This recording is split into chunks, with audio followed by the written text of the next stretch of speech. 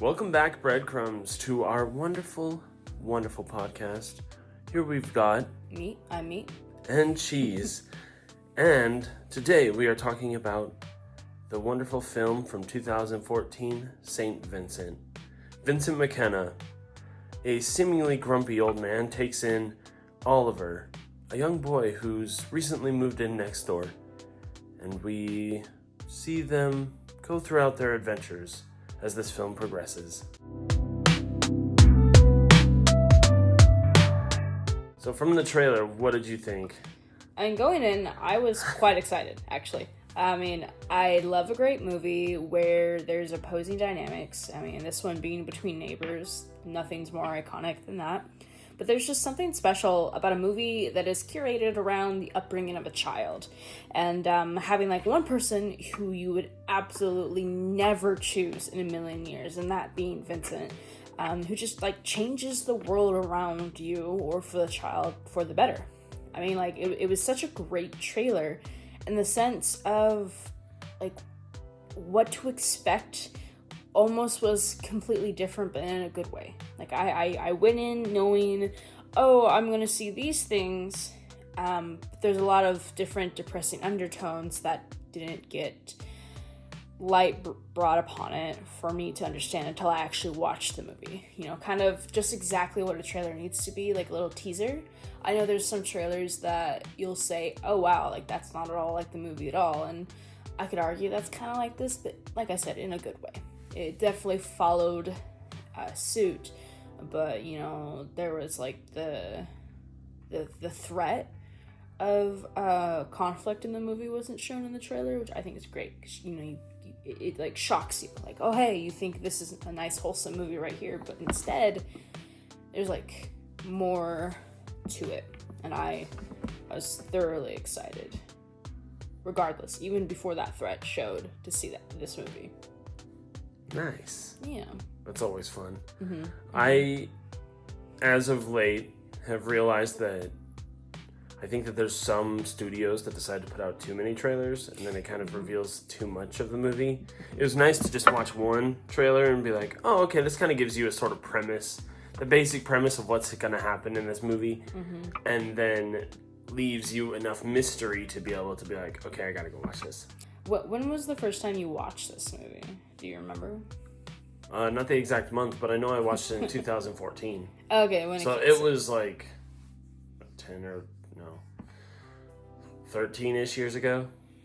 All right. So there were some pieces I didn't remember, but I remembered the overall plot arc, which is why I was like, huh, this will be an interesting movie to watch. Right. So you watched it when it like first came out.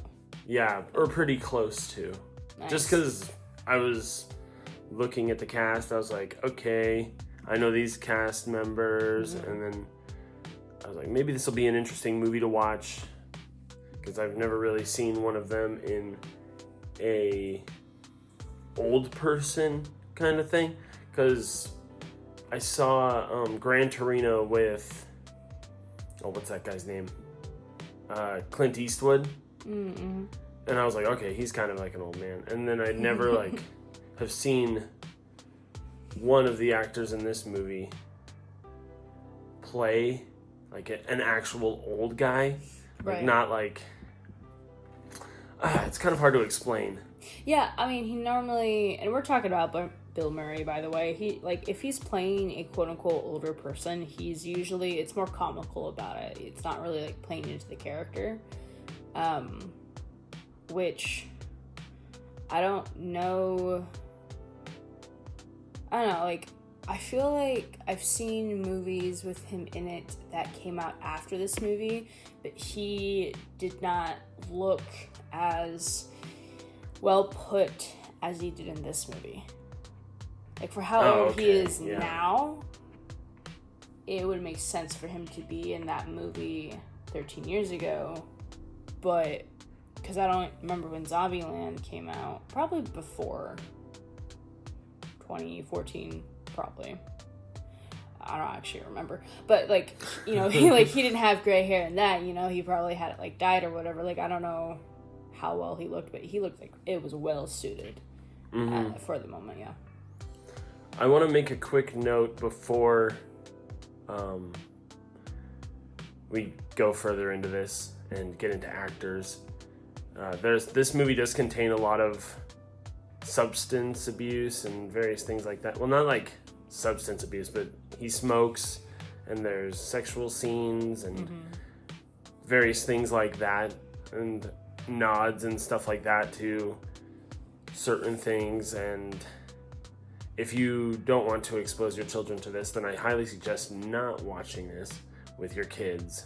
Or if you're not into this type of content, then I suggest not watching it. But the whole thing is like, it's not, you don't really see anything, but if it makes you feel uncomfortable, then I highly suggest not watching it. Yeah, I think within the first 5 minutes, there's an unrevealing sex scene, in a sense. So, which is interesting for a PG-13 movie. Yep. Yeah. Yep. Apparently there's like, as the years go on, they can kind of get away with some things over other things. Yep. I still want to give a shout out to the director, who is Theodore Melfi. He's an American filmmaker of Italian descent. In 2016, he co-wrote, directed, and co-produced Hidden Figures, for which he received Oscar nominations for Best Picture and Best Adapted Screenplay. I've heard great things about Hidden Figures, but I haven't dabbled in it myself. But, did it not get an Oscar? Just nominations for Best Picture and Best Adapted Screenplay. So I would assume he didn't receive it. But hey, he got nominated, though, which is in itself the best honor next to winning one you could get, I guess. But yeah. I mean, they consider you Oscar nominated for the rest. Your film Oscar nominated for the rest of your life. Yeah, it's like president. You know, once you've been president, you're always president. But yeah, as for actors, I only recognize 5. Sheesh, I only have 3. Yes. All right, we'll start with you then. She is learning. So obviously, we've already kind of talked about him. Mm-hmm. We got Bill Murray. Yep. Who plays Vincent McKenna, and he did a great job. Yeah. We also have Melissa McCarthy, who played the neighbor mother, whose issues are far beyond herself sometimes, it seems. And then the third person I wrote down is Chris O'Dowd. Yes. Did you write down Chris O'Dowd? Okay, good. I did. I mostly know him from the IT Crowd. Oh, yeah. See, he's another one of the actors that I feel like I've seen him in more than Google's telling me. I mean, obviously, in Bridesmaid, him and Melissa played a married couple in that one. And then, of course, I've seen him in Cloverfield Paradox. But I swear, I've seen him in so much more, and I just can't recognize it. Also, just, he's so unforgettable that he's just everywhere, I swear to you. It's true. That really surprised me when I first watched this movie. I was like, wait, I know that guy. Yeah. And my mom was like, wait, you know him? And I was like, yeah, I've seen we this went show. golfing last week. This show called The IT Crowd. Yeah. Which is a cute British show about an IT department. Oh, I didn't guess. Shout out to British television. It is honestly my favorite. Going back to Bill Murray real quick, he still rocking it at 75 years old today. I mean, he's 75? He is 75 today. Or not today, it's his birthday, but more like he's that age, and it's crazy. Do you know if he was in the Chris Pratt Garfield movie? Pretty sure he is, because I have him down for Garfield. He did the live action Garfield movies. I don't know. I think he was only in the live action ones. I don't know the Chris Pratt Garfield ones. It came out a couple of years ago, I think. Maybe? Yeah, that's about all I got. I feel like I haven't seen... Well, I mean, I like watching the Garfield movies because I like his sass. But I don't think I've heard a change in Garfield's voice, so maybe. I mean, I didn't want to go through all the Garfield movies.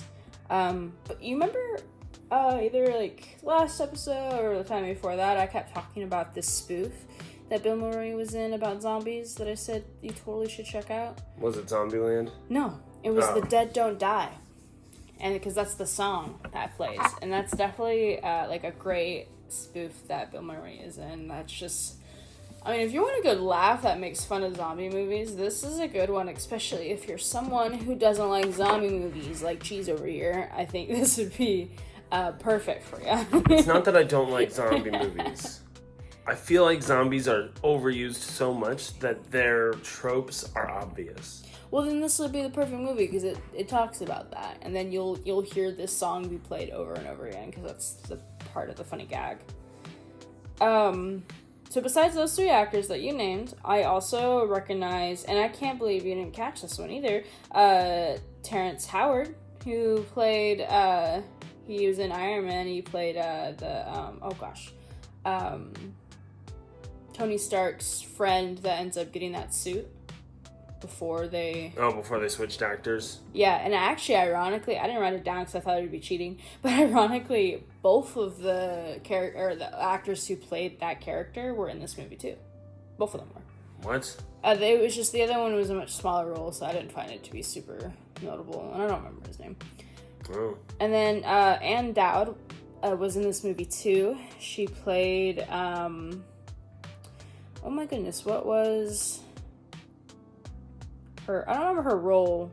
I think she was like something to do with the school or something, but she's in A Handmaid's Tale. She plays Aunt Lydia in A Handmaid's Tale, and it was really cool to see her in this one because I know her from nothing else but that.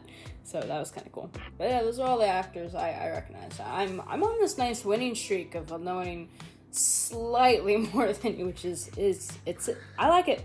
Well, how many weeks has it been? At least 2. Yeah, at least 2. That's all I know. Maybe 3, but that might be pushing it. Well, I felt like that guy, the guy who's the bookie, looked familiar, but I couldn't remember where I'd seen him before. He definitely is good at altering his appearance. It's not super different. I mean, honestly, it's just there's another movie where he rocks that exact look. And I could never see him as the same guy in Iron Man, especially since that's around the same time Iron Man came out. So whoever the makeup department was for this movie was rocking it to make them legitimately look like that was their age. Because sometimes... Wait, Iron Man came out in like the 2010s? Yeah, so that was around this time. I mean, 2008 maybe? I have no idea. I mean, with five years either direction. True. There are some makeup departments that try to make certain actors look older, and it's obvious it's makeup. But this one felt very genuine, that it was gaslighting me into thinking, like, I thought this was, Bill Murray today acting in that movie for how old he looked, or like, Terrence Howard definitely looked that age when I know for a fact he was a very young, vibrant person in Iron Man previously, or right after. Oh, yeah. I feel like the makeup department, especially for films, doesn't get enough credit. Just because they're so stunning at their jobs that they're able to create the facade that these people are either older or younger or some sort of form of creature. Yeah, I mean, I had this theater camp that I went to while I was in high school, and it was just like one of those like week trips you take. And I think we just went to Spokane or whatnot, but there was this makeup course we took. We got to sign up for like 6 workshops and whatnot, and I was super stoked when I took the makeup one because I had more appreciation. I was already part of theater and whatnot, but I was able to use my skills the following year when we had Spirit Week and whatnot, and I forget what the theme was, but my friend and I thought it would have been fun to make it look like they had a bunch of injuries on them, and it was on theme. Don't remember what the theme was, but like they had bruises on their face, they had like wrapped bandages and whatnot. And it was so good apparently that the counselor was severely worried for this student, thinking that they were being harmed at home or at school or something. And then my friend had to like rub off the makeup and be like, no, it's okay. Like this is part of like the week or whatnot. Like, and we just took a weird direction, I guess, with the Spirit Week of it. But yeah, I was really proud of how well that I was able to do that with just an eyeshadow palette. So that was pretty cool. And that's just one makeup thing, right? Yeah, that was just like one tactic. I mean, there's also using a makeup palette is the cheapest and more obtainable way to do effects like that. But usually there's more high-tech materials, definitely more expensive. I mean, there's like plastering, there's liquid latex and whatnot. Like while my freshman year at college, I was able to produce a mini zombie chase movie. Of course, I love zombies, in the woods of our town here, and I was able to make gashes and wounds of like infected zombies on the face and whatnot with the why am I blanking with the liquid latex and cornstarch and food coloring and whatnot to make it look like a bloody gash and whatnot, and then the sponging of the thing. I mean, it was all incredible, but it's definitely not cheap materials. But definitely while I was in high school, the eyeshadow was a cheap material. Yeah, I mean, just doing that, I mean, they deserve so much credit, and it's an art to them too. You know, they're creating masterpieces over and over again. And, you know, they get it appreciated on the big screen as long with everyone else. Oh, yeah. Yeah. One more actor before we move on. I just want to give a shout out to him. Mm-hmm, mm-hmm. Just because, of course, we didn't recognize him from anything else, really, because this was his debut film. Mm-hmm. But you got to give I wanted to give a shout out to Jaden Martell, my bad, who played Oliver. Oh, yeah. Because this was his first film that he was in, which I noticed because it said introducing. But he's in the newer It's. He's in Knives Out. Mm-hmm. He's in a bunch of other films that I've seen.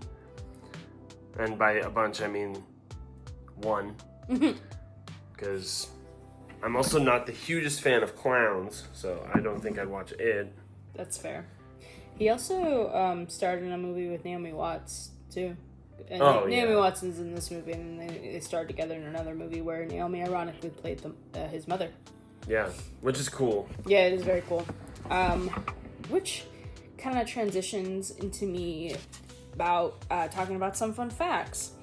So yeah, Naomi Watts, who played Daka, by the way, and Jaden Martell, again, Oliver, they starred mother and son in the 2017 movie Book of Henry. And the ironic thing about her playing his mother in this one is that she originally thought she was reading for the role of Oliver's mother in this movie. Like, she didn't know that she was being considered as the Russian lady of the night, as Oliver later puts it for her. So that's kind of funny, I thought. Another one is Naomi Watts she has this Russian accent throughout the whole movie, and she learned her Russian accent for Daka by watching YouTube videos and by going to the Russian spa in order to observe mannerisms and dialogue. But also, this is not her first time having a Russian accent in films. So I think she has 2 more films that she had a Russian accent in, and I just think that's great dedication, you know, to immerse yourself into like where they do speak Russian to kind of pick up on that dialect. I think that's great, you know, because you can't just only look at videos online, you know, to actually immerse yourself in a culture without dropping a bunch of money to go to Russia, you know, like you do what you can. I mean, it's probably an Americanized dialect. If they've been in America or wherever for long enough, it's gonna alter, but it's better than just the videos. And then lastly, did you know that Jack Nicholson was originally offered the role of Vincent, but he turned it down and he recommended Bill Murray? I did actually know that. You did? Because I was looking at fun facts. Oh, you're I was considering doing it this time, and then I was like, nah, she's got it. It's cool, whatever. Well, some of them I don't decide to pick because I don't find them interesting, or I'm trying to save a little time. But I thought that was kind of cool because I can totally see Jack Nicholson in this movie, but at the same time, I feel like it wasn't perfectly made for him, you know? Mm-hmm. Like, I think anger management, it would have been too close to that idea, and it just wouldn't have been a perfect fit. Like, Jack Nicholson, specifically in anger management, is a masterpiece. You know, he's got that, like, psychotic, angry guy, and I don't think the role of Vincent would have been a great representation of his talent, if that makes sense, you know? Like, I think it would limit his talent. So, That's cool that he, like, recommended an actor. Like, that's actors looking out for other actors, man. I think it's interesting to note that because in a lot of Jack Nicholson movies, he plays this kind of crazy guy. Yeah. But he kind of dips more into the crazy, whereas this is more like a social, like, he's quote-unquote crazy for different reasons than just like, well, hey, I'm wacky, or, well, hey, I'm living in an insane asylum, or whatever.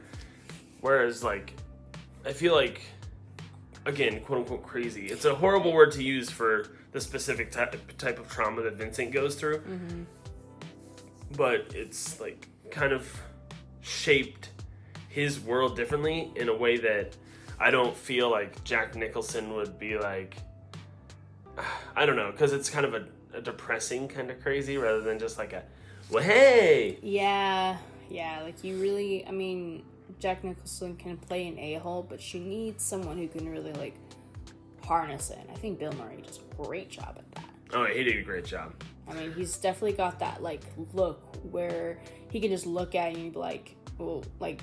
What do you want? Yeah, like, what do you want? Like, I don't know, man. I think it's perfect. Or, like, that Days look. I think Jack Nicholson needs that cunning, that mischievous kind of bounce pad on his character. And maybe he read the script and that's what he thought. Yeah, he's like, or Bill something Moore. Similar. Mm-hmm. It's just like, this would fit Bill a lot better than me. Yeah, for sure. What are your favorite parts? You know what? I know that I haven't been talking all that much this one, but I'm curious to see what you liked. Okay. Because, again, I'm coming into this already pre-knowing That's sort of the overall arcing plot. I did write some stuff down, so I'll probably say some things that you don't say. But... Probably, yeah. Well, okay. I was real focused on this movie. Definitely, I don't think I had as many favorite parts, but again, that doesn't discredit the movie at all. Like, if I have less things, I was just really immersed in the story. A lot of the times that I'd forget to write something down, I'm like, oh, well, like, this idea is what I liked. I mean, first thing, I loved how reckless Vincent was coming home in the beginning of the movie when he was drunk. Yeah. And I mainly loved it because I believe in karma so much. So just like that whole thing happening with the fence and the movers and the tree and yada yada yada, I was like, man, this is all bad karma for you. And then it jumps pretty far because there's not like a favorite part I have. Mainly because, like, again, it's not that it was bad. It's just like, you were just so immersed in it that you weren't I was immersed, thinking about it. You were just enjoying the film. Yeah, and you had to allow certain things to happen. Like, of course, maybe I didn't like, I mean, because it goes in with the conflict between Maggie, who's Oliver's mom, and Vincent, and then, Oliver's being watched, whatnot. Like, there's just this, I mean, it's a drama for a reason. So, of course, I don't really like dramas very much. I usually hate them. I don't like to waste my time with them. They're not engaging enough for me. And there's usually, it's like, to me, dramas are not meant for me to like. They're meant for me to just experience. You know, sometimes, like I talked about when we were talking about the trailer, is that there's depressing undertones. So I'm just watching it. Because the next part that I liked was when Vincent scared off the bullies, when Oliver was trying to call his mom. Because there's just, like when Vincent was standing over Oliver to kind of, like, help him up, Oliver was looking at Vincent, and there was this, like, strange glow around Vincent, and I liked that because this was I think this was before their teacher started talking about saints, but it kind of gave me an idea that Oliver was already forming the base blocks of thinking Vincent as the saint person because of that glow around him. And of course, it could have been because Vincent was standing over the sun or something, you know, like, whatnot. But I'm thinking that that's when he first had the seedling of an idea that he thought him as a saint because he saved him. He selfishly, like, went and saved him because the bullies were really going to beat him up bad. So I really like that idea, that planting that seed of thought in there. When that part, when I first watched that part, I didn't, like, think about it, but I was like, man, as I was sitting here thinking about that scene as you were explaining it, I was like, you know, maybe they had like some sort of stunt double to like snap the skateboard on his knee. Yeah. Because I was like, there's no way that Bill Murray did that unless they made it weaker, which they'd have to because skateboards are pretty durable. They probably like waterlogged one or something, or just like made a fake one out of like a different kind of board. Yeah. Like those boards that are like weaker so that like white belts can chop through them. Yeah.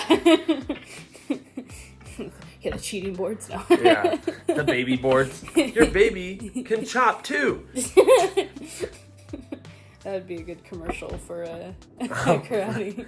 For a karate dojo. Yeah, instead of like a little baby doing like you just roll them like somersaults and. Oh yeah, that would be really funny.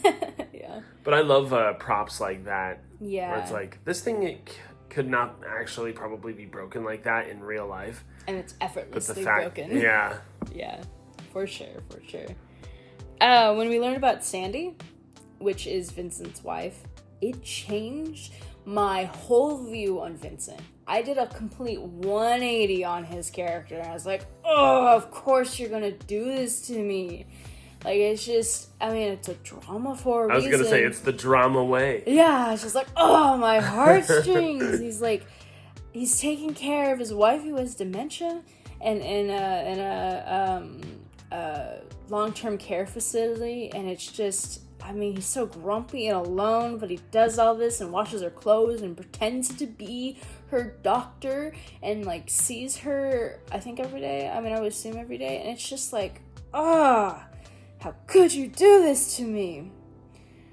Yeah, it definitely stung for sure. Knowing Oh gosh, that, yeah. Like, especially eventually later when they kind of explain, like, Oliver kind of understands what's happening, but I think he also like needs a little bit of an explanation as to what's going on. And it's kind of neat to see that, like, that idea that sometimes we need to look more further than the surface in order to be able to understand a situation. Yeah, I mean, that was Oliver's like main thing, and that's exactly why he chose him as his saint, because like everyone sees this. I mean, one thing Vincent says a few times is, you don't know me, like you don't know anything about me, and Oliver basically says with that presentation at the end, I do know you. You're this guy, like you're taking care, you're doing all these selfless acts that no one really sees, and all they see is these deflective, selfish acts, which aren't actually selfish. You just want to be left alone because you're trying to deflect from all this pain, and it's just so sad and beautiful at the same time. I mean, I know I'm talking about favorite parts, but I was so mad when, like, spoiler, but our podcast is always about spoilers. When Sandy died while he was like in the hospital or unable, or like doing physical therapy and unable to go see her, it was so terrible that he never really got to say goodbye. He couldn't even go visit her for a really long time because he was trying to do his therapy. The worst thing in the world, especially for him to walk in on her room and there to be a completely different woman in there. Like, that is just, what a bombshell. And especially when they're like, where's my wife? And they're like, oh, she's in the box. He's like, she's in the box? Like, just, oh my gosh. Just, it's a drama for a reason. But yeah, the power to do that, I mean, I guess technically it's a favorite part of mine to be able to influence my emotion that much. But, oh man. That was hard, but that was great. I think one of the also fabulous but tough scenes that kind of made this whole thing really stick was when he was talking to Sandy on the dock, and then she goes, oh, you're so funny, Vin. Like, yeah, you've always been so funny. And he's like, oh, it's me. Yeah. It's me, Sandy. It's me, your husband, Vin. And then he like grabs her hand, and then she just like feels uncomfortable, and so she pulls her hand away. Yeah, and that's the hard thing about dementia is like literally their memory could be back, but it can also just fade away just as that. It's so heartbreaking. I mean, the worst thing that could happen. And so disorienting for the patient too. I mean, obviously the loved one's near. It's just like The Notebook. There are people to this day who still haven't watched that movie, and I'm like, you need to watch it. And it's that same idea. And I swear, if The Notebook had any other disease besides dementia, I don't think it would have been that great of a movie, because like that's what's heartbreaking about it. The story is that they had this lovely love story, and their only obstacle is just this dementia, and one person goes on living these memories day after day, and the other one's like, oh, this is just a story I'm being told. Like, oh, they're always dreaming, oh, I wish I could have that for myself, when they don't know that they are that princess in the story, and it's just terrible. I'm gonna cry again. I've never seen that movie. Oh, no! How could you? Well, you were saying that, well, it just was one that I wasn't really interested in when it came out. I wasn't into Ryan like, Gosling, though. Well, I didn't realize he like actually like did other things besides Remember the Titans until he was in the Barbie movie. So, to be fair, I was kind of out of the loop with Ryan Gosling stuff until he was in the Barbie movie. I might have to change my recommendation. Oh, sheesh. Nah. We'll give it a few weeks. Oh, gosh. Okay. Tap back in. I'm back in.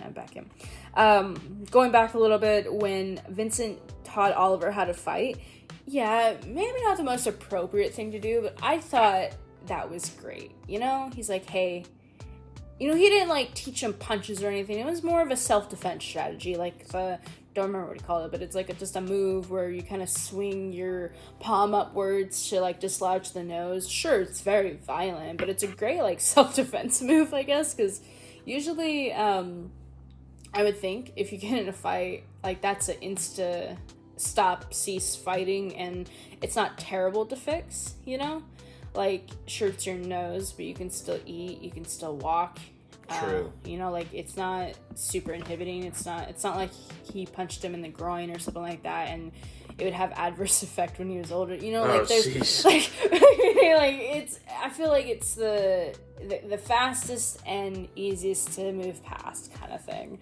But it was so cute. Like, Oliver is so cute because he's doing the motion where it's like, he looks like, if you've ever seen, like, martial artists, like, meditate or go through their, practicing, like, their poses for karate or martial arts or anything, it's very slow moving, and it looked like that, and it was quite amusing because he's just practicing, like, moving his, palm upwards for the nose, and Vincent's like, okay, now faster, because, like, you can't just go that slow, like, you have to actually, you know, be fast about it or it's really not gonna work. And, you know, Oliver was just so in tune, and it was so adorable because, you know, he probably misses his father, and I don't remember how long he was separated from his father. Probably not that long. It kind of seemed like they just like a month or two maybe. Yeah, up and left. But yeah, and then the guy he ended up dislodging the nose of, his name's Robert, apparently named John, though I think is his actual No, Robert is his actual name, but everyone calls him his last name. Oh, okay, that's right. I think maybe his father's name is John or something. I don't know. I remember seeing, like, John. He was saying John something. I don't know. But they become friends, and I think that's super wholesome. I always love it when, like, you have a bully who bullies someone, and then they become friends. I mean, that definitely... I've had that experience where I was in elementary school. Don't worry, a long time ago. Oh. I was a bully to someone. And Wow, this story took a bigger twist than I thought. I know. It's a drama, and they and I are still really good friends to this day. But we were very strong friends, and I think I was a bully to them when I was in 5th grade, I think, and they were in 4th. And then by 6th grade, we were friends. So that's definitely a nice, like, moment where you kind of just have that connection. I love it. And fast forwarding a lot, you know, I kind of talked about how Vincent was in the hospital. I love that everyone pitched in. I mean, Maggie, Oliver, Daka,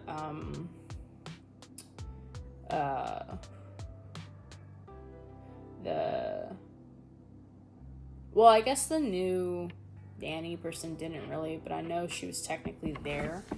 But, like, just the fact that Daka alone pitched in when she was kind of like, oh, you're a stupid man, you know, for doing this, but she does really care about him. Jury's still up if that's Vincent's baby. There's a running joke where it's like, I think Maggie asks her son Oliver if it is, and Oliver's like, yeah, I don't really get into that, I just don't know. Like, he doesn't want to think about it. And I'm like, I don't think I want to either. Like, I don't know what really I want to do here. I think he, if I remember right, he goes, I think he says Vin is double her age. That's kind of inappropriate. Or something like that. Yeah, but then that's all, like, assumptions, you know? It's not, like, nothing's confirmed. And again, love that suspense. But it's definitely one of those things where it makes everyone to be like, yeah, let's not think about it. Let's just... Yeah, let's just move on. They're fine, you know? Yeah. But especially when she's like, well, we're gonna take care of you, so we're gonna live in this house. I'm like, well, maybe.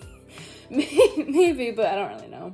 You know, who really knows? Because she definitely probably has more clients, or had before she was pregnant.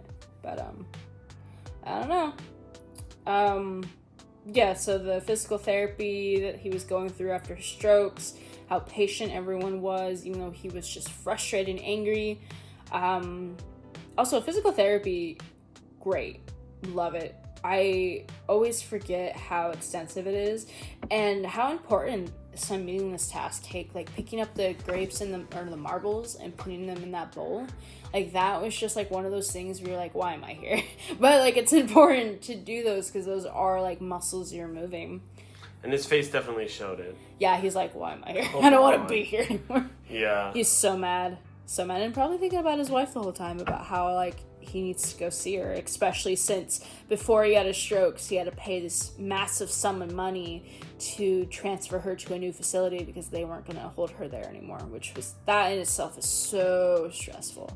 I mean, all his stressors and his, like, not, I wouldn't say double life, but just, he definitely had, like, a flip of a coin kind of personality where, like, of course he's being this loving husband, but then he's also gambling and not taking care of himself and blah, blah, blah, blah, blah. Very stressful on him. But when they had that wheelchair race in the hospital, I thought that was super cute. Yeah. Totally fun. Yeah, I loved it. I love how no one was even stopping them, you know? You always got those whistleblowers where it's like, you can't be doing this, but everyone was just moving around them like, it's fine, you know?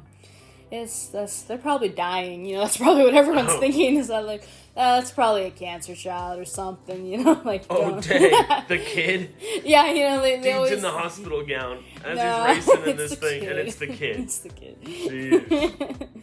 And then, of course, I already said it, kind of, but the Saint Among Us speech, beautiful.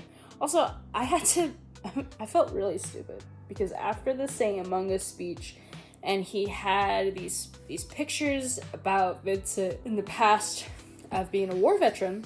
Oh, side note, I loved how he did all the research for it, too. I thought that was crazy. Yeah, it was kind of cool that he went around and talked to various people that Vincent knows. Yeah. Oh, and then they all went to see his... like, to see that, because everyone knew, and then Daco being like, my water broke, we gotta go, and he's like, this isn't the hospital. Oh, you know hospital now. You know, like, I love her so much. But, like, just to be there and see that moment, just, oh my gosh, I bet he could die the next day and be happy. He didn't, don't worry, he didn't. And then lastly, I loved the dinner gallery at the end. That was so wholesome, to have everyone around the table, like, you know, the ex-bully, you got Doc and the baby, you got Maggie, you got Oliver, you got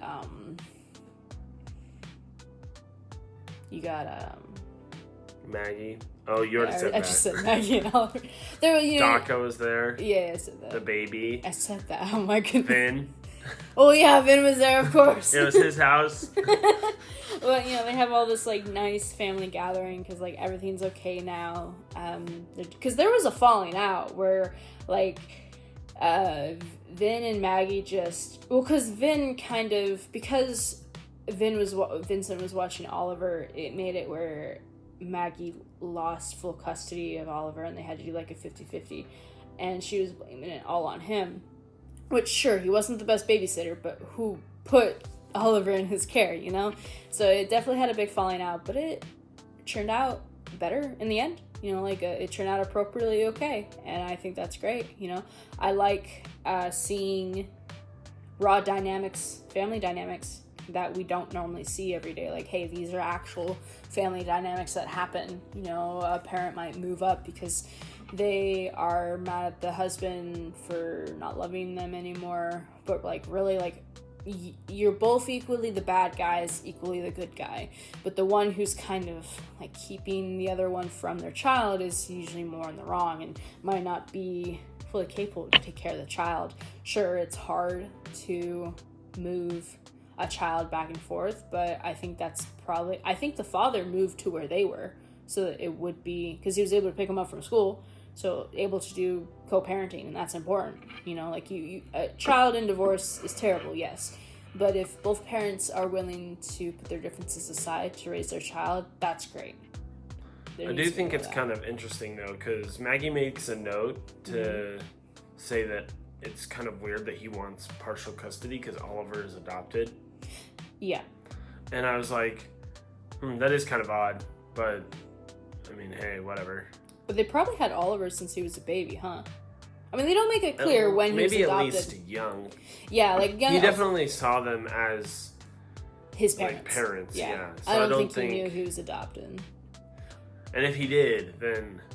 I mean, he's a pretty progressive kid. True, He's pretty smart. True. He's pretty smart and understands a lot more than he probably should. But like, and then a lot less at the same time, which is good for him.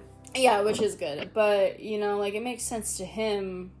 But, hey, yeah, I did think the same thing. That, it's not actually your kid. But at the same time, they adopted him together, you know, and you raised him just as much just because, you know, it's not like a get-out-of-jail card kind of thing, you know. He still has that bond. But Maggie did make it seem like he didn't want anything to do with Oliver, you know. But I think it was most of her deflecting, like, oh, well, if he didn't want anything to do, why are you running away from him? Yeah. Yeah, those are my favorite parts. I'd love to hear yours. Oh, dude, I've got so many. Of course. I love his cat. Yes. Felix is a cutie. It's a sweetie. He's a sweetie. I love that they started... I don't know if this is like something you can do in real life, but I've seen it tons of times in movies where if someone's in an extended hospital stay, that you like start making it more like at home. Yeah. Like in Waterboy. Yeah. Where they like start, oh my gosh. Bringing Bayou stuff into the mom's. But that was like kind of what happened here because Oliver put Felix into like a suitcase and brought him into Vin while he was in the hospital, and I was like, oh, that's so cute. Fun fact, or not fact, but funny thing about that scene is you can totally tell the cat was like, I don't want to be on this lap, and you can totally see Bill Murray kind of like hold the cat a little bit more like, wait, like no, this is for the scene, we're not redoing this, but you could totally just like see that mannerism, and then the scene changes. I'm like, that cat didn't want to be right there at that moment, because cats are silly. Yeah, it's true. They are pretty funny. Yeah. I love that Oliver, when he's like first in class, the teacher, the leader, pastor, whatever guy, he goes, will you lead us in morning prayer? And he goes, I think I'm Jewish. That is a really great scene. Because doesn't like another kid go, oh, I am too, or something, and then they just start like saying, I'm an atheist. I don't know. Oh yeah, the teacher's like, well, 70% of this class is I don't knows. Yeah, it was just kind of funny to have that moment where he's just like, He just says thank you. Oh yeah, exactly. Like, no, this is better. Amen. And he like whispers to him the things he should say. I love the quote that Vincent says as he like first picks up Oliver. He says, go where I go, do what I say, get your homework done somewhere along the way. And hey, he put like morals, like get your homework done, you know, like make sure you're getting your homework done and we'll make sure you're eating. I mean, that's bare necessities. He knew. I mean, he didn't have any children, but he knew that, like, that's what you need to do, which is good. Oh, yeah. And that totally takes me to, even though I didn't really write it down, I love after the court hearing when Maggie's talking to Oliver and she's like, how could you let him do this stuff with you? And she like lists off the horse racing and then he goes, I think he says math. Statistics, and then she's like, well, what about going to the bar? What's that supposed to be? Social studies, is that what he said? Yeah. Smart kid. Yeah, it's so funny. Because she's, like, definitely smarter than her. And she's like, man, you're right. I forget what the next one was, but I remember his response was, like, government and politics or something like that. I'm like, look at this kid. Just... Oh, yeah. It's really funny. I thought that was probably one of the peak moments in this film. I love that that Vincent just pours the cigarette butts into Oliver's hand. Yeah, with like the right change. before the skateboard scene. Yeah, to get the change. He Yeah, just, like, dumps the whole ashtray thing in He's there. like, it's gonna cost more than 5 cents to make a phone call. Yeah, and then he just like pours because everyone knows that everyone who's been in a car like that knows that when you use the ashtray in your car, for some weird reason, that's a perfect place to put coins. Honestly, it really is. In my car, I also put like those Lifesaver wintergreen mints. Oh, okay, yeah. And I also have spare fuses in there for my control panel. Oh. So yeah, there's a lot of different. Oh, and then a spare key for my car. Oh, jeez. So yeah. Yeah, there's a lot in ashtrays. Yeah. They're very useful. Yeah, indeed. The sad thing, though, I use that for change, but I also have a weird thing in my center console where it splits into 2 compartments, and the very top compartment has a little change organizer. So there's like a circle part for quarters, and then nickels, dimes, and pennies. No longer pennies. Oh yeah. Absolutely. I love the first visit with Sandy. Just because because before that part, Oliver just kind of sees Vin as this like grumpy old dude who's just got a lot of problems. But then he starts to like peel back the mold of who he actually is, and watches him with his wife, and I think that's kind of what started the spark to making him his saint among us. Yeah, I didn't notice until the Saint Among Us speech that he would feed his cat like good cat food.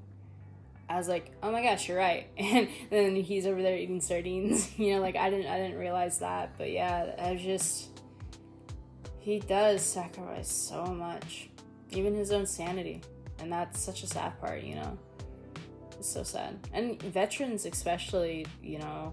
Like, usually that's exactly, like, stereotypically, that's exactly how they're gonna be, grumpy old men. But the fact that he still had that great humanity. And an honorable man, too. If, you know, with that. It's crazy. It just seemed like the effects of what has happened to him caused that shift in his brain where he was like, I'm just not worth very much. I think after Sandy, like, that's definitely... Oh, yeah, that's probably where it started. She probably held him together. Have you ever seen the film Uncle Buck? So there's a scene in it where Macaulay Culkin is doing the dishes, and he goes, his mom gives him a phone call because Uncle Buck is watching them, and he goes, hi Mom, how's it going? And she's like, are you doing okay? And he's like, yeah, I'm earning my keep. That's totally how I feel whenever I see the mowing the dirt scene. Yeah. And he's like, I'm teaching about how the world works. Yeah. Did he ever say how much he was paying him? No. That scene surprised me because he's so, not stingy, but he's just like, you know, every penny counts for him kind of thing because he's trying to pay off his debts or he's trying to like save stuff for Sandy or blah, blah, blah. But I don't know, it's such a 180. Like, I kept going like, oh, he's a super terrible guy or no, he has like a good morals, a good dignity. Oh my gosh, you shouldn't be watching Oliver. Oh, this is a good lesson for him. It was just such a tear back and forth, but that one was definitely crazy, especially when Oliver was like, well, I need to put it away or I need to continue, and his mom is like, no, it's dirt, let's go. Oh yeah. Just like, I love it. It's so funny. Yeah.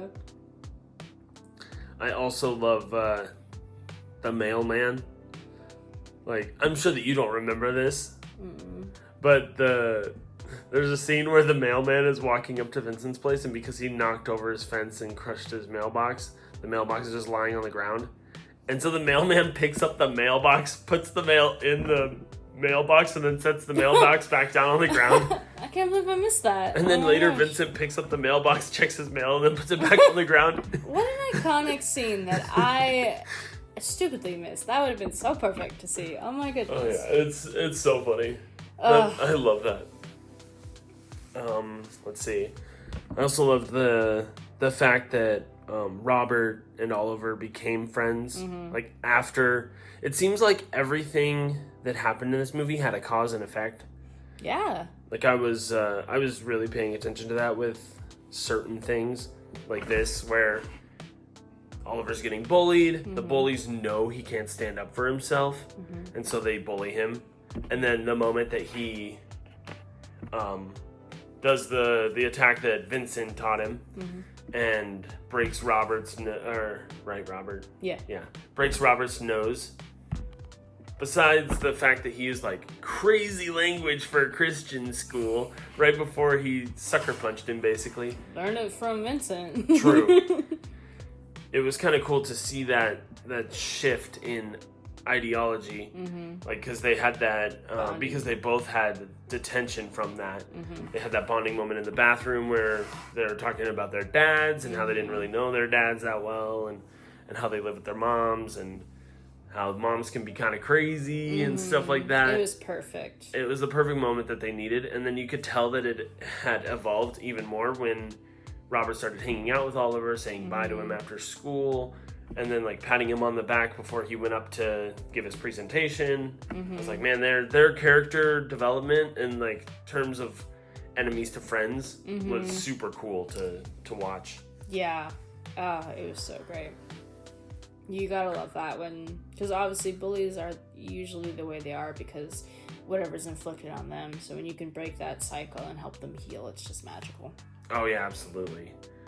I also love that pretty much everybody that Oliver interviewed went to the presentation. Yeah, I'm pretty sure too, without a doubt. Because Anna was there, the nurse at the old folks home. The two people at the bar were there. And then there were a couple other people that I didn't really remember. Yeah. But they were also like featured in the movie. They were there as well. And I was like, oh, that's so cool to... Like, they all cared. He probably invited them. Yeah. And, Vincent probably thinks, oh, these people hate me. These people don't care about me. But they're like, no, like, sure, we're hard on you. But, like, they're kind of like their own little close-knit family. I think it was super empowering for Vincent to see, like, these people do care. You can stop pushing people away because, it'll hurt less if you do, because there's less, like, heartbreak or whatnot. But, you gotta bring those people close or it's gonna be a miserable life. Oh, yeah, totally. And it always feels that way, too, when you're in the weeds of it. That's why part of the reason why I love the scene before Oliver starts investigating is because he goes and talks to Vin after the custody hearing is over. And Vin tells him, you don't know me. Right. Like, gives him that speech, you don't know me, you don't know anything about me. Why should I care about you, kind of thing. And then he's like, you're just a sad old man. And he's like, I don't really know what happened to you, but you're sad. And I feel bad for you for it. And then he goes and finds out. And another like scene where it was like, okay, these guys are friends now, was that Robert was like bicycling, and then Oliver was like riding on his pegs. And as they were going to do different interviews with people, I was like, yes. Yeah, they're helping each other on their project. It's like, oh, yeah. I love this. It also made me nostalgic for like doing projects where you had to research and go ask questions. I was so envious. I'm like, man, you know, like that's really awesome. Just to go out in the community and be able to do that. Beautiful. And learn. Yeah, and not about just something like, that you might not. Yeah, and not just like looking at a screen and, you know, questioning if this is actually accurate information. You know, you want those anecdotals, you want those personal accounts, because yeah, sure, they could also be fibs, you know, if they're talking about like stories from the past, but there's something authentic about a community built knowledge. It's true, and the presentation definitely helped. Yes. Every single time I've watched Oliver's presentation, I've cried. Yeah, I cried during it too. I cried the first time. Like, I had to rewatch it because I was like, I love this scene so much because it's so cool to see how an entire community's mind changes about an individual who's pretty prominently known. I wouldn't say he's like known by everybody, but the couple of people who do know him know of his antics and all this other stuff that he does, and so it was kind of cool to see like these people actually getting, quote unquote, getting to know him without having to do all the research themselves. Right. Yeah. And I think it's cool to see that dynamic of someone seeing someone for more than who they are, and I'll get to that later. Okay. Because I'm gonna talk about it a little bit more later. Okay.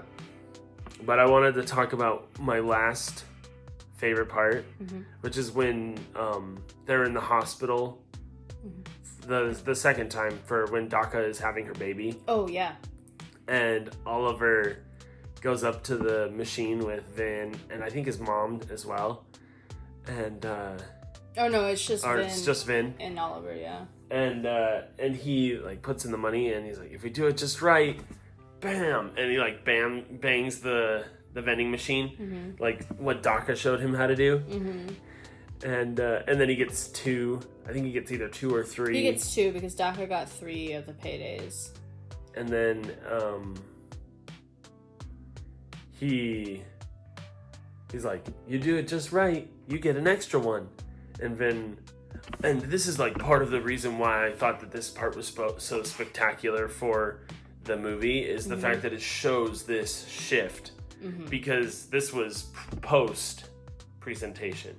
Everything else that happened to Vin was pre-presentation, so he didn't really like feel a strong connection completely with Oliver, even though they had their fun adventures and they danced around and had ice cream and did all this stuff and went to the bank and paid off debts and stuff like that.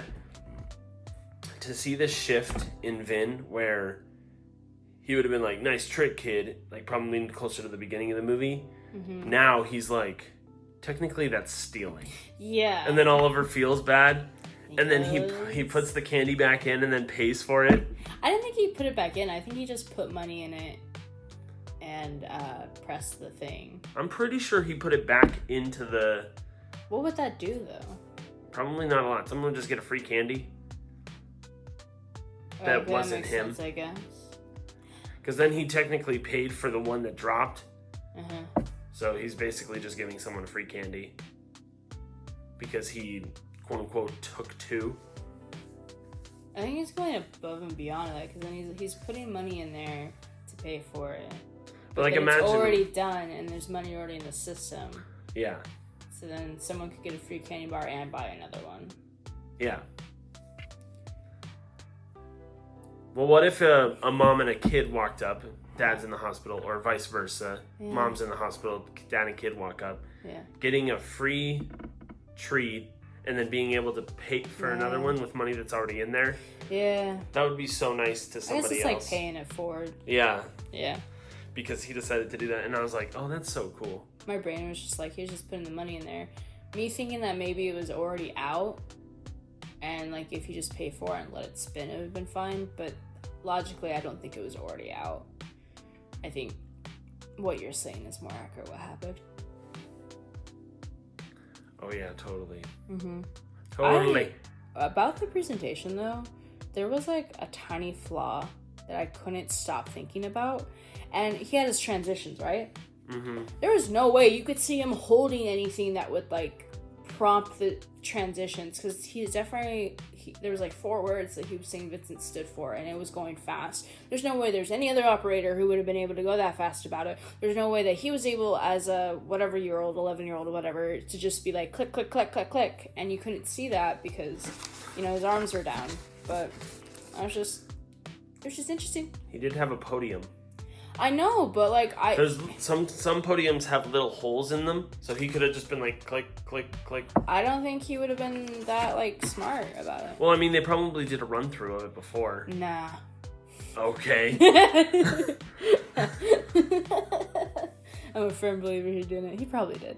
Again, he's smarter than he looks, but it just fell off. I was like, ain't no way. He probably did more than one run-through because it's someone else's life story that you just barely met and you spent like maybe a month with. You had to be able to do a run through not at home though. Yeah. That's what I'm saying. Like maybe he did one with Robert or like did one a couple at school. They probably had rehearsal or something. Mm-hmm. Make sure all the tech was okay. Yeah, exactly. The mic worked, the clicker worked, everything worked. The supposed clicker. Well, I mean, that's what you do. You've seen college professors do, like... Yeah, but they make sure that you have to get, like... Yeah, but it's always weird because they point at the project... that is weird. Stupid giant screen because instead of going, okay, I'm clicking at the computer. That's not where the receptor is, so I never understood that either. It's just like, what is going on? It's like they're pointing a Wiimote away from the little Wii bar. Yeah, or it's like they're trying to, like, do a laser pointer to, like... do emphasis, but there's no laser pointer. I mean, you direct your eyes to the screen right here. Next slide. I was like, that's not how that works. Maybe they assume there's a laser pointer in there or something, and they just click, and they're like, oops. Well, I'm gonna roll with it. They got that teacher intuition. Yeah, jeez. And of course, because I took a sneak peek, I'll let you say your favorite character. You know, kind of when we were talking in the beginning, I think I might change mine. Ooh. But then we can get different perspectives, which will be fun. Yeah, I mean, because I originally said Oliver, because I think he's a great kid, super smart, super intuitive. He reminds me a lot of myself as a kid. Like, I knew a lot that I wasn't supposed to about, like, financial burdens and, like, parents having fights and just, you know, I didn't get to, like, live as a kid. I didn't get to relax in that way. I had to worry about, like, this is what my parents need me to do kind of thing. But then, as we kind of talked about it, I forget how much, I mean, what a woman, but I forget how much I really like Daka too, because, you know, she knows what she wants. She obviously grew up her own ways, but she cares for Vincent. She's like, no. Like, you know, and Vincent cares for her in such a great way too, like the whole scandal for the crib. It's really funny when she's trying to set that crib up and it talks about, like, keeping these strings away from the baby, and she goes, I don't want this crib anymore. Like, she's so caring about, like, her newborn being here and in the hospital, even though he's being such a grumpy Gus. She's like, I'm still sticking with it too. Like, I'm still gonna be here, taking him to the program and line, and she's, like, very pregnant, and she's able to go through this, and she's so strong. She's trying to make her own living too. You know, she's just living her life, you know, trying to be, like, her own woman, and I think that's awesome, honestly. So Completely fair. She's also Oliver number 1, Daka number 2. I would also put Oliver at number 1. Mm-hmm. Great kid. For one sole purpose. Mm-hmm. I've been thinking a lot over the past couple months about first impressions and, like, trying to deep dive into someone else's life. Mm-hmm. And I think that as a society, I don't know why we've shifted to just reading what's on the surface. And maybe this is something that's just been happening for a while and I just never bothered to notice it. Yeah. But I've realized that there's a lot of things we assume about people based upon, weirdly enough, what other people say about them. Yeah. And so if we bother to talk to them and learn more about them, then it can shift how we feel about them. Because sometimes you can hate somebody and then be like, wow, they've been through a lot of random garbage. Yeah. And then all of a sudden you're like, man, they've been treated so horribly. What am I doing to them as well? If I'm being a jerk to them, then I'm just adding to the plate that they've already been served in their life. You're pressurizing the cooker more, Mm-hmm. you know? I would say that has been happening for a bit, but I think it's worse now, and not just even in the way that you're saying it. Like nowadays, specifically with social media, you know, if someone sees something on a video, instead of asking the creator or looking it up themselves, they go straight to the comments as if that's truth. And people will just say anything in the comments or say what they think, and then someone will be like, oh, that's what that is, or that's who that is, or that's what this is about, and it's not, you know, like, you know, there's like trolls or whatnot, but just instead of doing your own research, they're like, well, let's see what other people think. You know, like, I need other people to form my own opinion, which didn't always used to be bad. Like, growing up, there's this tactic you're supposed to do. This is why you need to be social with people, because you make friends, you lose friends, you figure out parts of other people, because it's all about mirroring and regulating and masking and whatnot, because you're figuring out like, oh, I like these bits about this person, I also want to adapt that. And like the whole thing about identity, or, you know, you don't have like that solid identity. This is what causes a lot of people to have identity crises later on, is if they don't, or if they aren't exposed, or if they don't research or get out there in the world to express these different viewpoints. They don't know what they want to keep and what they want to get rid of. They're only exposed to this small circle of ideas that they can wander around, and then of course they feel incomplete. So taking that from a knowledge perspective, it kind of just doesn't expand our intelligence in the same way, where, you know, we'll take it as gospel or something, you know. Like a lot of people assume how Vincent is without actually asking. They're like, oh, this one person said that, you know, they're a grumpy old person. I mean, if those delivery guys probably, if they wanted to gossip, they probably would have said he's racist, you know, and then a lot of people are like, oh, then he's a bad person. Then another person could be like, oh, he probably supports the Holocaust. And then it barrels down in this slippery slope, and then a lot of people just follow those rumors and they just assume the worst, and all of a sudden now the whole community doesn't like him, you know? Oh, absolutely. Yeah. Which is part of the reason why I love Oliver so much. Pure kid. He's just like, he's a really sad guy. You know what? I'm gonna figure this out. And I love one of my favorite things about his whole research process is the fact that he listens to people who talk about him, but then also does research based upon what they said. Because I think the people in the bar were talking about his war time stuff, and then Oliver went and did research. Like he looked for photos, he looked at articles, all this other stuff. And I love that this kind of sparked. Oh man, I'm getting choking up just talking about it.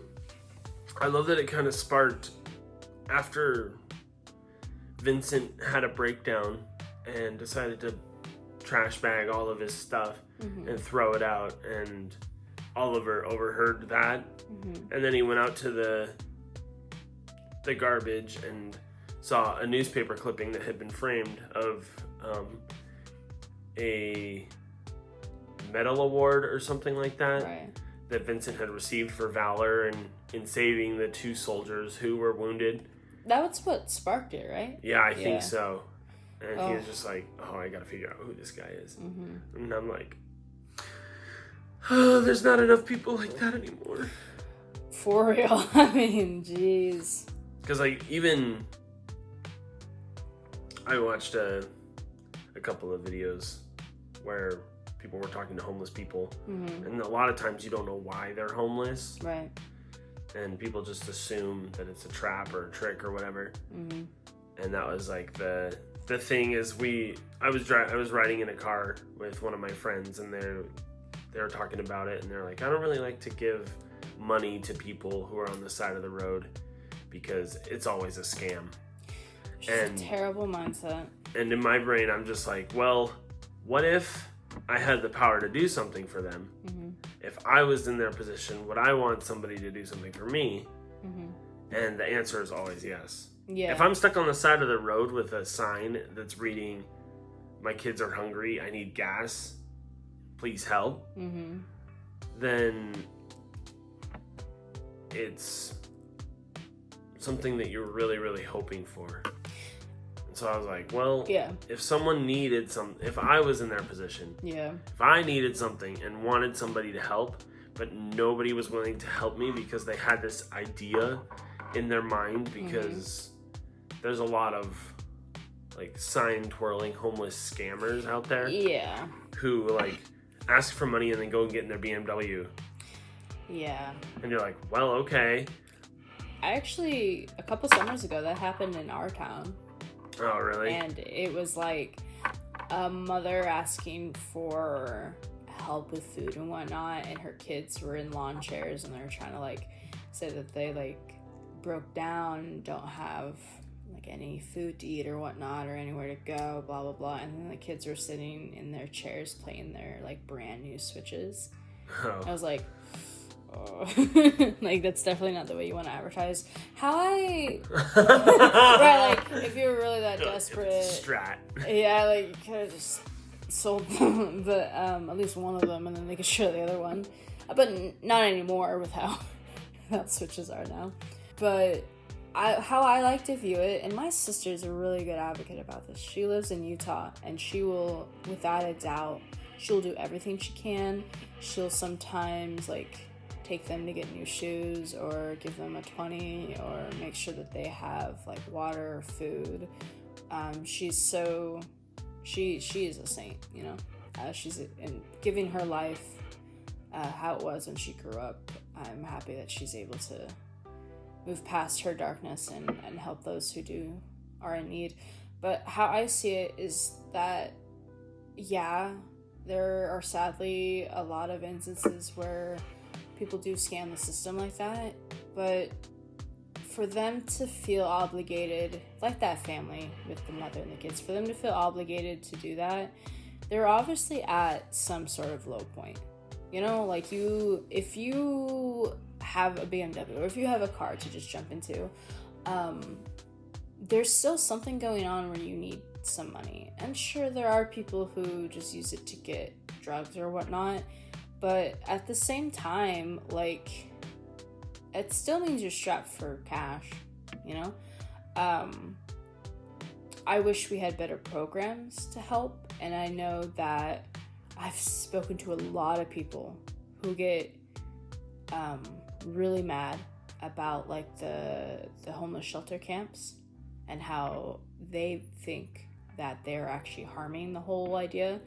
And I've heard and spoken to people who have been on the side of the groups who ambushed those camps to drive them out, and it was painful to hear them talk about it, because the other person I was with was like, oh, I'm really interested in this, and I couldn't get out of the conversation because it was at a place of work, so I just had to sit there, and I just was so appalled by how people could just look down on these people who are suffering, because again, the world's a terrible place right now, especially now more than anything, that anyone could become homeless, you know. Honestly, it's not that far away. I mean, I myself was homeless for quite a while, both in high school and in college, so I had to adapt and lived out of my car, or like hopped on my friends' couches for a while. So it's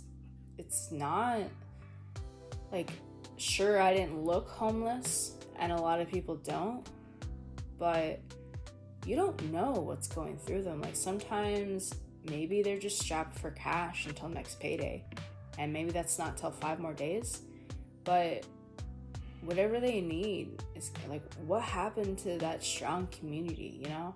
Everyone just turns against each other so quickly because we're all suffering from the world that we're in right now, and giving up a piece of us for someone else can feel like it's being taken from us and we're kind of being a little greedy with it.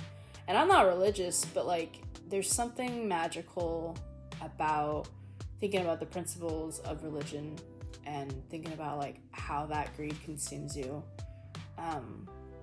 and how it makes you weaponize money and love, because you can just look at these people and think you're dirt, but in reality it's like you're the dirt for thinking that. And it's just so heartbreaking for people to just think that low, you know, especially if they will probably be that person soon. So what a tangent that I just went on, but yeah. Well, I mean, it all relates to how Oliver would really see them, which is kind of the whole point of this entire tangent, is that we were talking about situations where people could be misjudged. Yeah. And Vincent is definitely in one of those positions where he's misjudged completely because of people around the community only know a piece of the story, but not the whole story. And so they run with that piece that they know and try and help him out. Like the bartender, for example, he like tries to cut him off and from drinking too much and doing all this stuff, and he's just like, Vin, I'm just trying to help you. Yeah. Because I know, like, I'm sure that if anybody knows Vincent well enough, second to Oliver, I would assume that it's the bartender. It's always the bartender. Always. Because they get the scoop on a lot of stuff. Yeah. And so, seeing that people care enough about him to even participate in the interviews for the presentation is really cool. And also, like, for someone, like, for Vincent to be that, like, crude of a person, a lot has happened. Like, going back to what I said about what makes a bully is literally, for someone to be quote-unquote so rotten, someone had to have, like, let them out to spoil. You know, like, obviously he's been wronged, or, you know, war does a lot on someone's psyche or loss. Especially since he's definitely seen the casualties of war. So with saving 2 soldiers who were injured. Yeah. It doesn't define how injured they were. So. But it's. You would definitely see that sort of thing. Like, he probably saw his friends die because he'd made friends in boot camp or whatever that went to war with him. Because it seemed like he was just a foot soldier. Like a, I don't know, army, like basic army guy who goes into battle. Yeah, front lines. Yeah. It's like, we're going to send you guys in. This is what we're going to do. This is what we hope you accomplish with this. So. Yeah, just, no one knows what people go through. I'm sure they're grumpy, they're short-fused, but there's a reason behind it. You're not innately like that. Maybe you are, but like it's all like the biological. Yeah, some people are just cruel on purpose. But a majority of them have a reason that you just don't really see because they never really talk about it. And if it's not like emotional, it's usually like biological. Going back like the psychology of things, you know, it's a chemical imbalance too. If like, well, obviously I don't think that's like Vincent's case specifically. I think his is more emotionally traumatized, but there are people who suffer from like certain mental illnesses that make them more short-fused and seen more as an arse than they can be, all because of just like how their brain works and how they process things. And of course they're going to get all negative slack, which is not going to make things better. Then they're going to think something's wrong with them, and then they outburst just like Vincent does. So it's like that same endless cycle of just, we hate on people when people deserve love more than anything. Love and kindness. It's true. Very true. Well, what were your least favorite bits? I had 3. There's just 3 parts I was just like, I hate. Vin accidentally knocking himself out wasn't. Oh, like, yeah. He was so discombobulated that I was just like, dude, you need to sit down.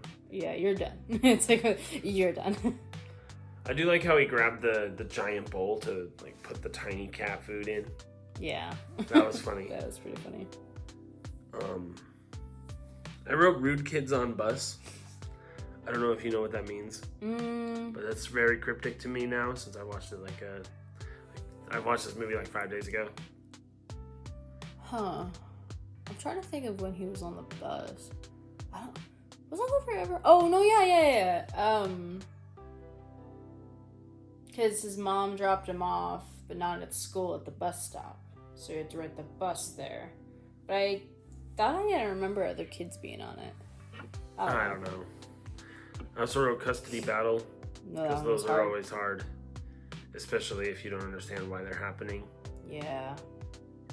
I was kind of mad about the whole Sandy situation, because knowing that Vincent is a vet, it kind of bothers me that she didn't have any sort of like social help.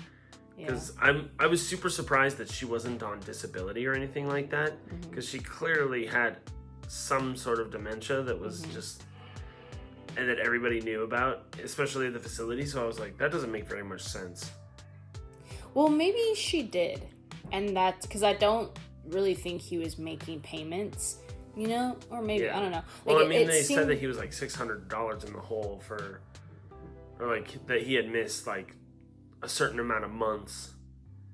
The lead director lady was like, we've been letting it slide for like this many months. Right. You need to pay us. It does make you wonder though how long Sandy had been dealing with her slow decline. I wonder how slow the decline was, because if they didn't have kids, maybe they had the conversation a lot, but then eventually Sandy forgot who he was, and it's kind of tough to be living with somebody who you don't know who they are.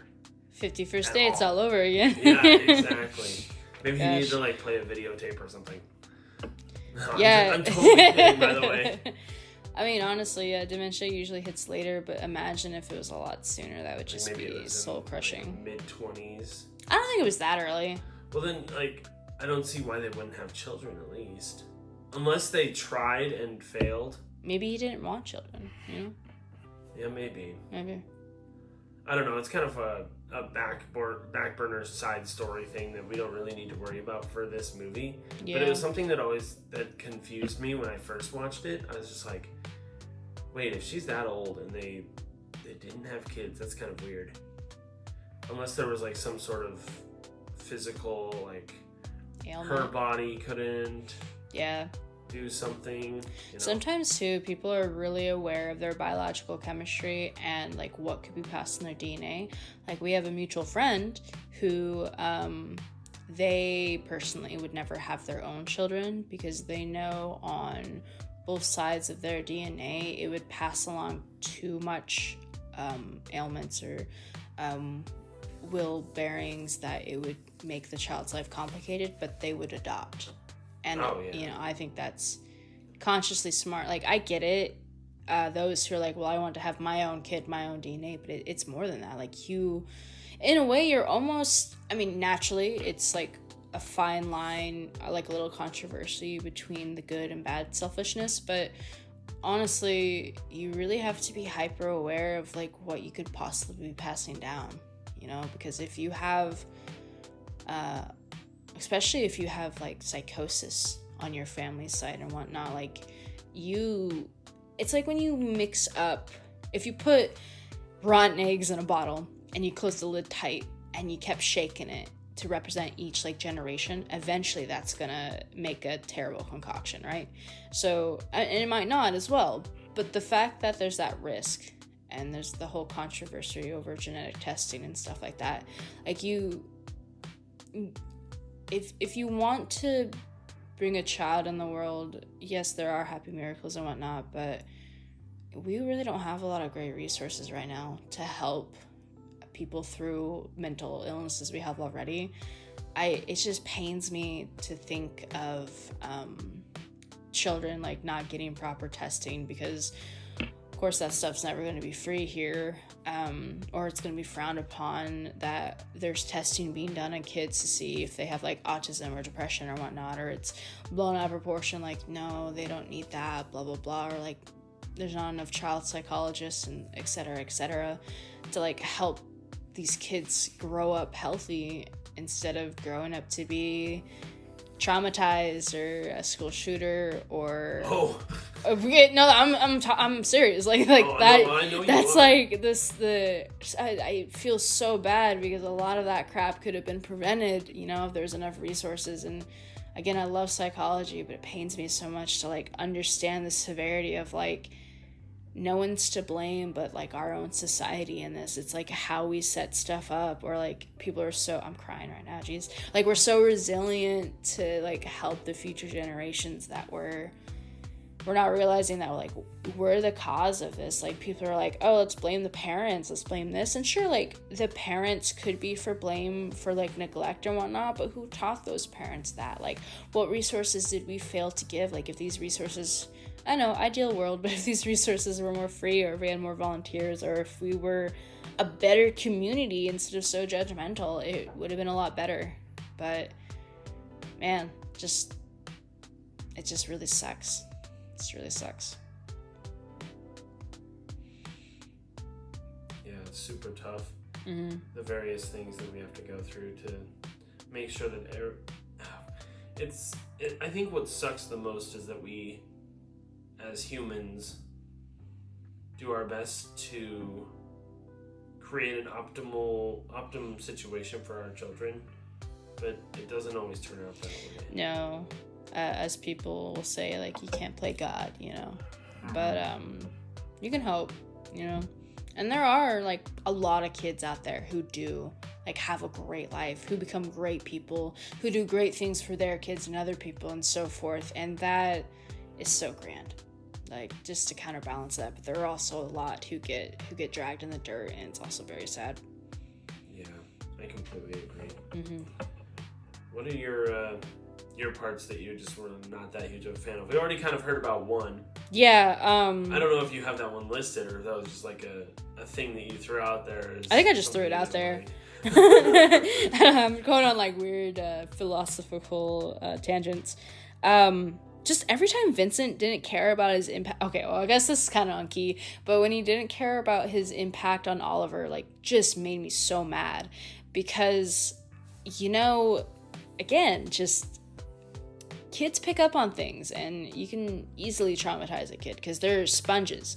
You know, if, like, when he threw a fit at the bar, he could have think it was something he did, you know, and then you're like, his brain is still forming, and if you, like, kind of like when you absorb a memory or a situation, think of it as cinching off the end of a rope. Now that rope can't grow, you know? So it, like, that's what it makes me think of. That's how I view trauma on children. Or like even his fit at the racetrack, or just being at the racetrack, like, it's just the neglect and the just not caring about the impact just kind of like upset me. Obviously this is not something like, you know, we changed this section, you know, it's not like, oh, what did we hate and how we want to change it, because like I don't want this part to change, because like I said earlier, or right from the start, like how this movie is, it's a great reflection of how it actually is in certain dynamics. It just really pained me and irked me that, like, it made me feel, and that's the great impact about books and film, is that like you need it to make you feel so that you know where you stand. And I just hated the impact.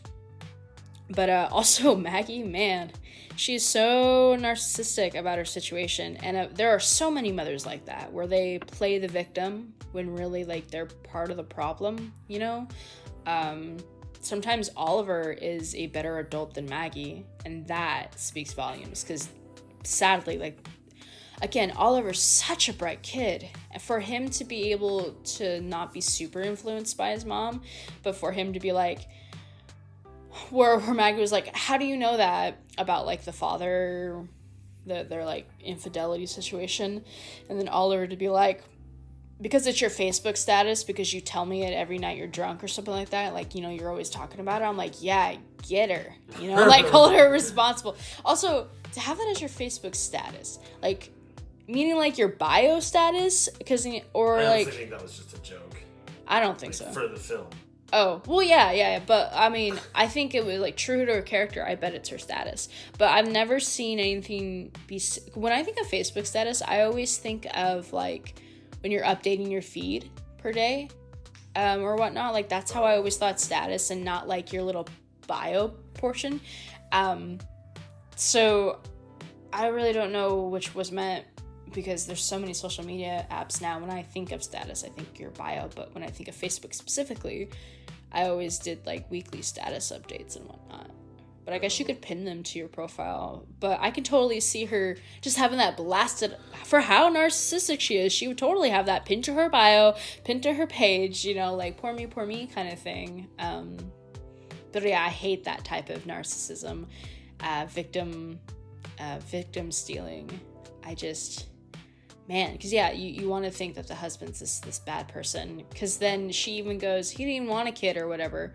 Obviously that's not true if he's fighting for custody, you know? Like, if he supposedly never wanted to adopt or have this kid, why does he really want to see Oliver? Maybe he just had a change of heart. He probably did. We also really don't know a lot of the dynamic. Like, we only know it from Maggie's perspective. And I can totally see things just being a little too far, you know? Because geez Louise. And then the last least favorite bit I had was, I talked about this slightly before. Like, I appreciate Vincent being real with Maggie about that scene that I talked about where Maggie was like, how could you do that? Like, you're the reason why I lost custody to my son. And then Vincent goes, I didn't put Oliver in my care, you put Oliver in my care. Like, who is the idiot who did that? You know, like, I'm not, I don't know the exact line that he said, but he basically said, I'm not at fault for your situation. Like, I'm not the one who put you here. You're the one who put you here. And I was like, yes, I can't snap, but it's like one of those like theater moments where instead of clapping, you snap or whatnot, you know, like that, like epiphany upon epiphany. Like, sure, Vincent is still like quote unquote viewed as like not a villain, but as like least favorable person here, but so is Maggie. Like, she is also like, she needs to kind of change a bit, you know, which she does by the end. She becomes more civil with her ex, but yeah, that was just terrible for her to just like shift that blame, because I see too many of those people and I can't very well like plot. I love it. Like, again, I would never have that character change, because that is on the dot how it happens, and people need to recognize that those are actually family dynamics we see. I'm honestly kind of confused on what you didn't like in regard to that. Well, meaning that like, I appreciate like Vincent being real, but like I didn't like how she was like trying to shift it away from her and trying to blame Vincent. Like, oh, it's your fault that I lost my son. Yeah. But she didn't lose her son. It was just 50-50. But like... And it wasn't even really 50-50. Yeah, it's like every other weekend. I think it was every weekend. Just like, I take care of him during the week. He gets him on weekends. I know, I thought it was every other weekend, because I thought like... Because there's the one... I think it was... I don't know. When they're talking about the nanny, it's like, yes, she'll be here every day and every other weekend while you're with your dad or something like that. Or maybe it was every weekend. I don't know. But still, yeah, that's not even 50-50, unless if maybe during the summer he then gets him for a month or something to balance out. I've seen a lot of things happen like that. The ones that I hate the worst is when it's 6 months with this parent, 6 months with that parent, especially when they're across state lines. I've helped out in a situation like that where I was helping the kid do K through 12 learning, because they can't go to a traditional school if one's in Idaho and one's in Montana. You know, like that can't... Because they have different educational standards. Yeah. So they had to do K through 12. And of course, one parent wanted them to do public school and the other one didn't.